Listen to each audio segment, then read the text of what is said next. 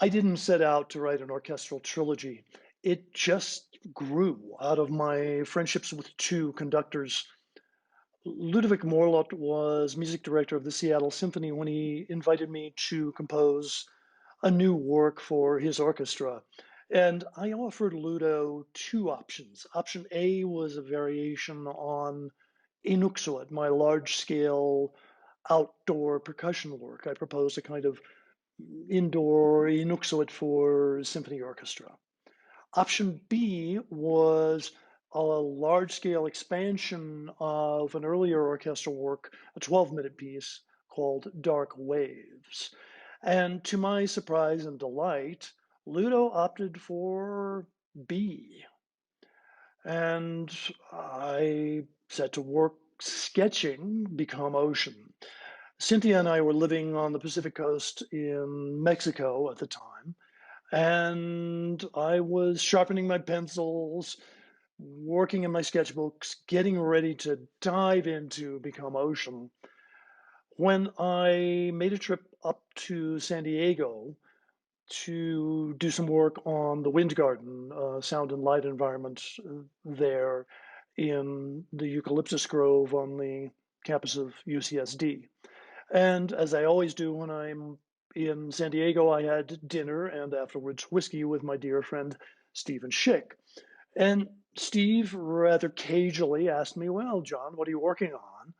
And I launched into a gory, detailed description of the piece I imagined, the piece I was getting ready to write, Become Ocean.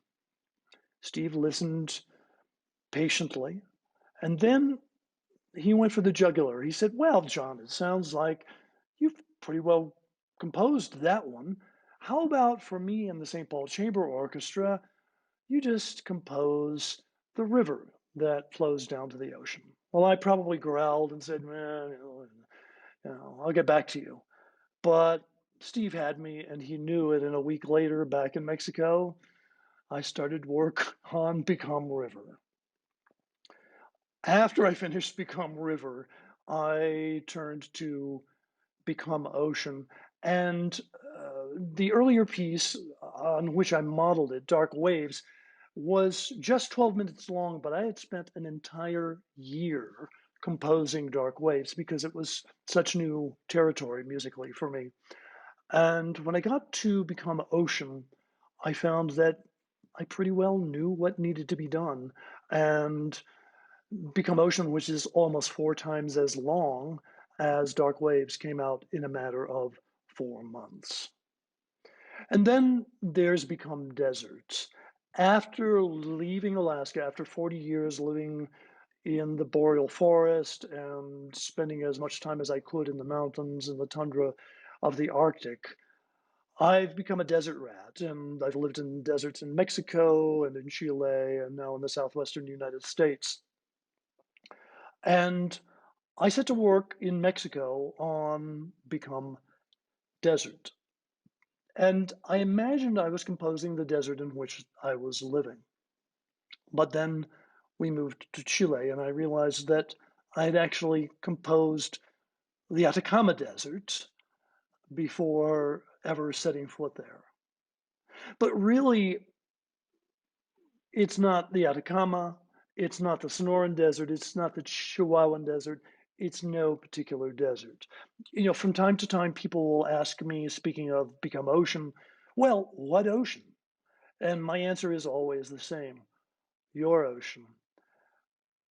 The titles of these pieces are become, they're not becoming, it's become. I'm not I'm not painting you a picture of a particular ocean or river or desert or telling you a story about my experience of those places. Rather, I hope that I'm inviting you into your own river, desert, or ocean where you will have your own experience, your own journey, your own float down the river and experience things that the composer never could have imagined.